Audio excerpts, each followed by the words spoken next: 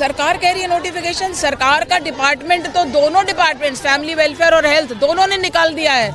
क्या ऐसी कोई योजना नहीं है, ऐसी कोई स्कीम नहीं है, ऐसी कोई अप्रूवल नहीं है, कोई नोटिफिकेशन नहीं है। और कहा उन्होंने कि अगर इस तरह से कोई करता है, भोली भाली जनता को कोई परेशान करता है, तो सीधा सीधा फ्रॉड का केस है।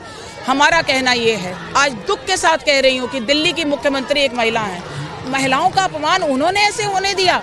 उनको मालूम है कि कोई स्कीम नहीं है, फिर भी उसके बावजूद उन्होंने इस तरह की योजना को अपने कार्यकर्ताओं के माध्यम से, इवन आतिशी के अपने इलाके में कैंप लगा करके 4-4 घंटे लोगों को लाइन में, महिलाओं को लगा करके, छुट्टी का दिन था, वो अपने काम काज छोड़ करके आ रही थी इस उम्मीद के साथ कि शायद उनको कुछ मिलने वाला है। लेकिन देखिए कितना बड़ा फ्रॉड ये दिल्ली की महिलाओं के साथ कर रहे हैं। सम्मान, इससे बड़ा अपमान नहीं हो सकता है दिल्ली की महिलाओं के साथ जो मुख्यमंत्री आतिशी, केजरीवाल और उनके कार्यकर्ता कर रहे हैं। और सीधा सीधा फ्रॉड का केस है, सीधे सीधे चीटिंग का केस है, क्योंकि जो चीज़ है ही नहीं उसके लिए आप किसी को लालच दे रहे हो, किसी को प्रलोभन दे रहे हो। सीधा धाराओं में लगता है कि आप अगर इस तरह का काम करते हो तो पुलिस में हम लोग कंप्लेंट्स भी करेंगे, क्योंकि भोली भाली जनता जो है परेशान हो रही है। उनको लगता है उनकी कोई पर्ची ना रह जाए, उनका घर का एक एक व्यक्ति बेचारा उठ के आने को तैयार हो रहा है इस चक्कर में, जो कि है ही नहीं।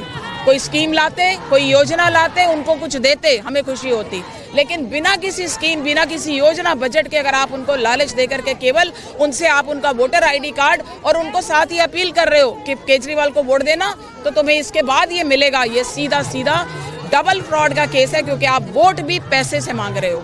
कि केजरीवाल हमेशा ही दिल्ली की जनता को पागल ही बना रहे हैं, चाहे वो बुजुर्ग हो, महिलाएं हो, युवा हो, और या दिल्ली शहर राजधानी जो है उसके विकास की बात हो।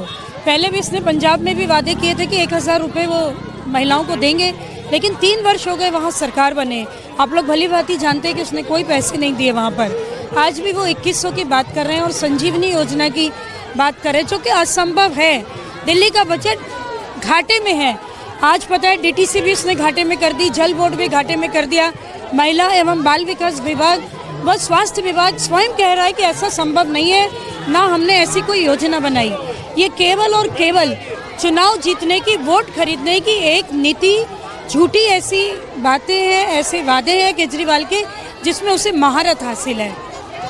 बिल्कुल, देखिए जैसा कि इसने पंजाब में धोखा दिया, आज दिल्ली की जनता को इलेक्शन से पहले इस तरह के झूठे वादे कर रहा है। यदि उसे करना था आज से 2 साल पहले करता, और लोकसभा से पहले इस तरह के वादे कर रहा है। अब क्योंकि विधानसभा चुनाव है, इस तरह के वादे कर रहा है। आज भी सीलमपुर विधानसभा की कई महिलाओं के अकाउंट से पैसे गायब हुआ है, निकाल लिया गया है OTP देने के थ्रू। तो इस तरह का बरगलाने वाली चीज़ें जो केजरीवाल कर रहा है, आतिशी कर रही है, वो महिलाओं के साथ बहुत बड़ा धोखा है। और किसी भी जनता के साथ धोखा करने का अधिकार किसी को नहीं दिया जाता, किसी सरकार को नहीं दिया जाता। यही प्रोटेक्शन हम प्रोटेस्ट कर रहे हैं।